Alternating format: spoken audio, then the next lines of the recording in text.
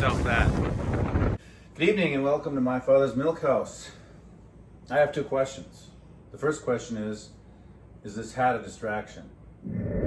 But the second question is more important. Where have all the children gone? Are they out here? Are they in here? I was talking to a brother today and he was sharing with me just a testimony that a lot of us face these days, and the testimony has to do with split families and trying to raise children with two different households. How's that? A little better? Okay, so beliefs, bitterness, and betrayal. Addressing broken homes is very difficult because you can't directly affect anything outside your own home, because every home has inconsistencies. And so when you're doing battle with your own self and you're also trying to compensate for something happening outside the home, you end up trying to overcompensate. Don't do that. You cannot control anything outside our home. But what we can control and what we are going to be held accountable for is our own actions and our own worship. One thing we have to ask ourselves, are we ourselves being a barricade between our children and the Father? Ask yourself that. Okay? I'm not saying, did we not tell them about Jesus? That's not what I'm saying. What I'm saying, are we a barricade between our children and the Father and His scriptures? Yes, He did come for the lost tribes of Israel that were lost in their sin. Yes, we can get grafted into Israel by pledging faithfulness to Yeshua. But that's not even remotely the end of the story. Because there's an entire book here, a handbook, that we can take a look at. It's written in such that as simplest of readers can get the basics of the scriptures. You have the Ten Commandments. Now, I've been told in my past that we can't keep the Ten Commandments. Well, then why did our Father give them to us? Well, Jesus said, you even think about a woman, you're lusting after her, etc. Okay, well, then when you're tempted, what are you supposed to do? Flee temptation, right? If Yeshua was our example, He quoted scripture to avoid being tempted by the devil himself. And if we're supposed to follow in His footsteps, that's what we're supposed to do ultimately. Clearly we will fall, but that's why we have our representative high priest, Yeshua, to declare us in the family, etc. But to do that, to grow hardened in heart, and to just use that as a, say like you're playing wall ball or whatever, where you're just keeping on bouncing the ball off. It's, I can just do this and confess. I'll just do this and confess. I'll just do that and confess. It's going to get you nowhere, and it's going to put a barricade or a giant wall between your children and Yahweh. We have rules and regulations in our home, but then as adults we're taught that the Bible's rules and regulations are gone. Now, how inconsistent is that? One of the first verses that our church was told to tell our kids is right here. Children, be obeying your parents in Yahweh, because this is right. Be honoring your mother and father, which is the first commandment with a promise, that it may have been well with you, even that you may live long on the earth. And fathers, do not be creating anger in your children, but be nourishing them with the discipline and advice of Yahweh. Where do you find the discipline and advice of Yahweh? Well, simply put, you can go back to Exodus and the Ten Commandments. You shall have no other gods before me, Exodus 20-3. You shall not make for yourself an idol. You shall not take the name of the Lord your God in vain, meaning don't carry on like you know the Lord and then preach lawlessness, because that makes Him vain. Remember the Sabbath day and keep it holy. Honor your mother and father. That's where Ephesians 6:1 comes in. So even in Ephesians 6, Paul tells you to tell your children to obey Exodus 20:12. And the promise for that is, it's a command, but the promise for that is that you will live long on the earth. And a better translation is that you will live long in your land. You should not commit adultery, steal, bear false witness, covet, murder. All right. Everyone since Adam has been born under grace. Grace is loving kindness. Yahweh has always been loving kindness. Grace is always also known as to be in good standing with. People are sometimes in good standing with and not. Merited favor. Okay? So Noah found favor because he was obedient. Abraham found favor because he was obedient. Isaac and Jacob as well. We too here in these end times can find favor in Yahweh because we are being obedient. Does that mean perfect?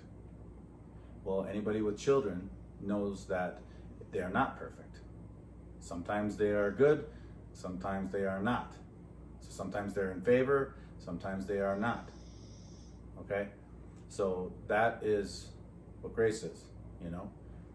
They obviously always rely on our mercy. They rely on the fact that we love them, but they know that they're not always in favor, depending on whether they're walking with us or not. Same thing. So how can we expect our children, it says, children, obey your parents in Yahweh because this is right. So if you say this to your children, which I know many of you have, if they looked at you and said, are you being obedient to your father? Ask yourself that. You say to them, well, Junior, we don't have to be obedient to anybody anymore because the law was nailed to the cross. How does that look in their little minds as they're trying to treat you? You know, you are basically their, you know, not their creator. Well, yeah, you're their creator. You brought them into the world. You're everything to them. They depend on you for everything. And you're telling them these are the house rules, you know. And then they maybe get to the old age where they're asking you some serious questions and they're like, are you obeying your father? What are you going to say? Oh yes, but this is now new. This is all the age of grace. You know, this is different. And they're saying, so you don't have to obey your father anymore? Well, yes, but there are different rules now. Oh, well, so, you know, what are these amazingly different rules that Jesus talked about? None. Paul then goes on to say, he says, children, be obeying your parents in Yahweh. So do you think he's only talking about little kids? The best way to affect your children is to live by example. Now, obviously, you're not perfect, so you're going to have to live this example in humility. But should be able to share what you've learned in your failures, what you've learned in your successes, how it relates to the scriptures, and how your hope is in the Father who sent his Son, right, to ratify this covenant, and who also represents us because we are grafted into Israel. We are grafted into the nation that Yahweh loves. Okay? Yahweh loves Abraham, and he promised him a seed, Abraham, Isaac, and Jacob. And then we are able to become a seed by adoption through pledging faithfulness to Yeshua. So we need to look at ourselves in the mirror. I need to look at myself in the mirror and be honest with that and just be like, do I have some confessing to do to Yahweh first?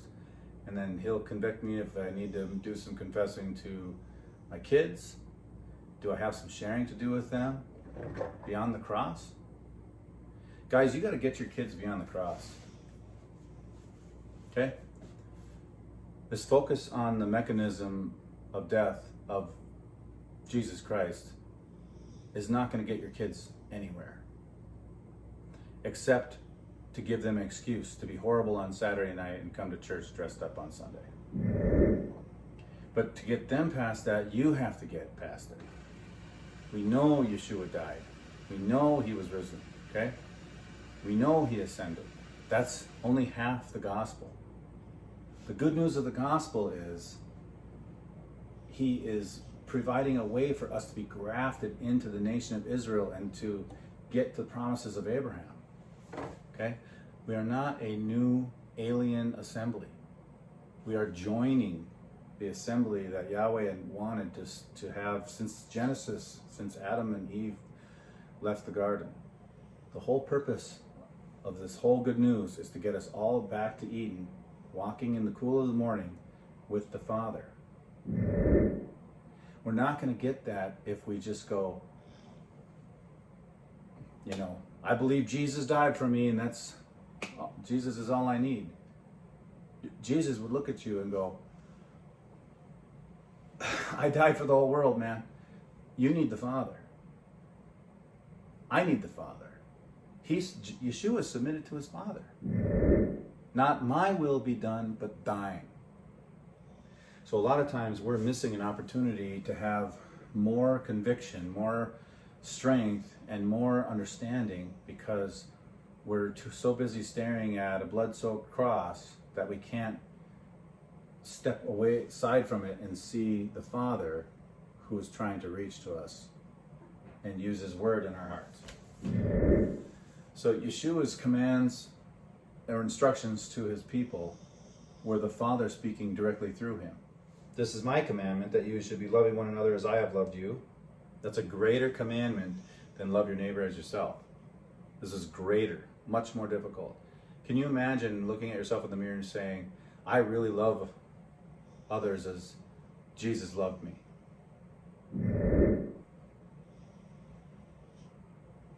You are my friends if you may be doing what I am commanding you.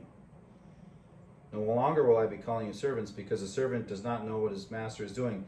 But I have been calling you friends, because all things that I have heard from my Father have made known to you. How can we expect our children to obey us if we are not obeying our Father? How can we expect our children to follow our house rules if we do not follow Yahweh's house rules? How can we expect our children to understand the relationship aspect and the respect and, the difference between favor and mercy, and that stuff? So they know they are loved and they know you are merciful, but they also know there's an opportunity to grow in favor and grace. Unless we are living in submission to the Father, his house rules, relying on his mercy, talking about his mercy and his love and all this stuff. And obviously Yeshua has a lot to do with that, but the ring is the faithfulness that we strive for, the faithfulness, because when we are faithful to the word, we find those moments in that favor, in that light, that special light, when you've denied yourself, you've seen an option and taken the set apart way, or on the narrow path of believing the promises of God, believing the commandments of God, seeking to be faithful to God, seeking the favor of God, and relying on his mercy. Those are the 3 lanes of the walk of life.